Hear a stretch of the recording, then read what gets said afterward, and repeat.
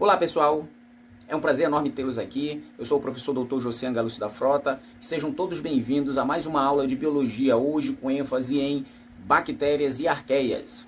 Estas são representantes do reino Monera, de acordo com a classificação de Robert Whittaker. De acordo com a classificação de Calvese, elas agora passaram a ser domínio bactéria e domínio arqueia. Existem indícios de que as bactérias surgiram em torno de 3 milhões de anos, então são considerados aí os primeiros seres vivos do planeta Terra. Todas são unicelulares, todas, tanto as bactérias quanto as arqueias, são formadas apenas por uma única célula e elas não apresentam carioteca, então elas vão se enquadrar no grupo dos seres procariontes, seres que não apresentam aí a película que vai proteger e envolver o material genético.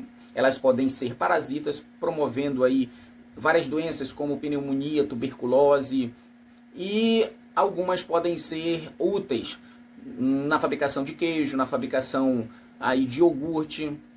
Elas também fazem parte dos seres decompositores, junto com os fungos, degradando aí outros seres vivos. Eles são ainda os menores seres vivos, a gente excluiu os vírus, tá? Com aproximadamente aí 0,5 a 1 micrômetro de comprimento.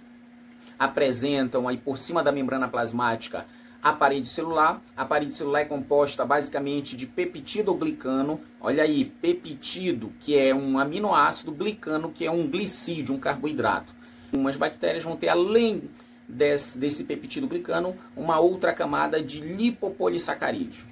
Tá? Lipo de lipídio, polissacarídeo de um carboidrato complexo com milhares aí de moléculas de glicose.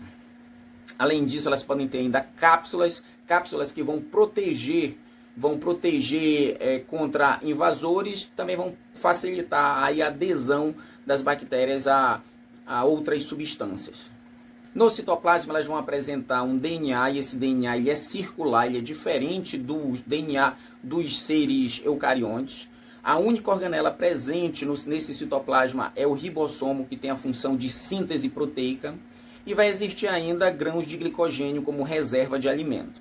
Algumas bactérias, além do DNA, vai ter um outro fragmento chamado de plasmídio. Esse plasmídio ele vai gerar resistência a determinados antibióticos para algumas bactérias. Vão ter também externamente flagelos e fímbrias. Os flagelos vão permitir a locomoção dessas bactérias, e as fímbrias, também chamadas de pelo, vão permitir que essas bactérias grudem em outras e até mesmo auxilia ali na reprodução do tipo conjugação que a gente vai ver daqui a pouquinho. Quanto à forma, varia bastante, existem aí dezenas de formas, mas a gente tem que saber das principais, como por exemplo, cocos, que é uma pequena bolinha esférica, bacilos, que tem formato de bastonete reto, os vibriões, que tem o formato ali de um bastonete curvo, espirilo e espiroqueta, que são bactérias já em forma de bastonetes mais enrolados, tá, em forma de hélice. Esses são os principais. E vocês vão ver ainda que os cocos, eles podem estar em fileiras formando os estreptococos, ou pode estar em forma de cacho de uva formando os estafilococos. A mesma coisa para os bacilos, pode ter os streptobacilos se eles estiverem ali em fileiras. Quanto à nutrição, eles podem ser autotróficos ou heterotróficos. As que são heterotróficas, elas são por absorção, então elas não conseguem transformar substâncias inorgânicas em orgânicas, tem que se alimentar de outros seres vivos. Já as autotróficas, aquelas que conseguem fazer essa transformação de substâncias inorgânicas em orgânicas, elas podem ser do tipo fotossintética ou quimiosintética. Então as bactérias autotróficas por fotossíntese, elas vão conseguir transformar as substâncias inorgânicas em orgânicas com o auxílio da luz. Já as autotróficas por quimiossíntese, elas vão transformar determinadas substâncias para poder extrair energia. As bactérias autotróficas por quimiossíntese, aí a gente tem o grupo das bactérias nitrosas e as bactérias nítricas. As bactérias nitrosas, elas vão transformar amônia em nitrito e daí retirar a energia. As bactérias nítricas vão pegar esse nitrito e transformar em nitrato para também retirar energia. Em relação à respiração, a gente tem as bactérias aeróbicas, que respiram oxigênio, e as bactérias anaeróbicas. Dentro desse grupo, a gente tem aquelas que podem sobreviver tá, na presença do oxigênio, são as bactérias anaeróbicas facultativas, mas sem oxigênio elas vão produzir menos energia, com oxigênio elas vão produzir mais energia. E existem as anaeróbicas estritas, também chamadas de obrigatórias. Essas, na presença do oxigênio, elas vão morrer. Quanto à reprodução, elas podem se reproduzir assexuada e sexuada. A reprodução assexuada, ela pode ser do tipo bipartição, também chamada de divisão binária, ou cisciparidade, um termo mais antigo, no qual uma bactéria se divide em duas.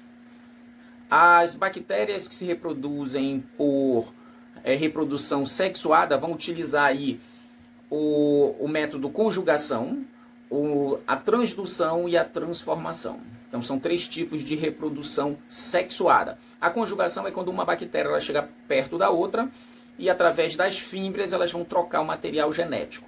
A reprodução do tipo transdução ocorre quando a bactéria, ao ser infectada por um vírus, o vírus vai trazer aí pedaços de DNA de uma outra bactéria que ele invadiu, então a bactéria vai acabar recebendo esse DNA de uma outra bactéria vindo com o auxílio de um vírus. E na hora da reprodução assexuada ela vai se tornar diferente. E a transformação é quando ela absorve DNA livre, está vagando aí de bactérias mortas. Então essa absorção é chamada de transformação.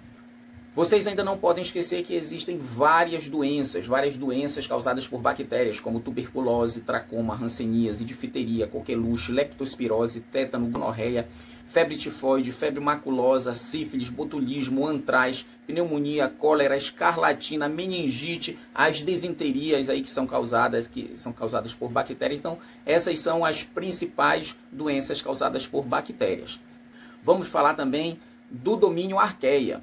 Tá? O domínio arqueia, então as arqueias, elas também são unicelulares, elas são procariontes, elas já podem medir aí de 0,1 até 15 micrômetros e elas vivem em ambientes onde os seres humanos não vivem. Elas não são sensíveis aos antibióticos e não possuem peptidoglicano. Tá? E elas são normalmente chamadas de extremófilas. Por que extremófilas? Porque elas vivem em condições extremas de temperatura, de pH, de salinidade. Então existem alguns grupos de arqueias. Existem as metanogênicas, que vivem em ambientes onde não há oxigênio livre, na lama ali dos pântanos, no intestino de determinados animais herbívoros. Então o que elas fazem? Elas pegam o hidrogênio para reduzir o gás carbônico e produzir metano, por isso o nome do grupo metanogênica. Um outro grupo seria as halófitas, também chamadas de halobactérias. Olha aí, ó, halobactérias. Não é uma bactéria, é uma arqueia, mas recebe esse nome de halobactéria, porque vive em regiões de alta salinidade, como por exemplo o Mar Morto lá em Israel, ou o Grande Lago Salgado lá nos Estados Unidos. E tem o grupo das termófilas, que são arqueias encontradas normalmente em fontes hidrotermais, ali no fundo dos oceanos, que pode chegar perto aí dos 100 graus Celsius. As arqueias, elas funcionam bem em temperaturas elevadas, então elas são muito aproveitadas na produção de detergente ali em água quente ou até mesmo em meio ácido. Elas são utilizadas também em técnicas que aceleram o isolamento de DNA, na limpeza de água contaminada por petróleo e até mesmo na produção de gás combustível a partir de matéria orgânica dos esgotos. Galera, é isso que eu queria passar para vocês, uma revisão sobre o reino Monera, constituído por bactérias e arqueias, que na classificação de Calvese foi elevado a domínio bactéria e a domínio arqueia. Tá? Então, grande abraço, obrigado pela atenção e a gente se vê aí numa próxima aula. Abraço, falou pessoal!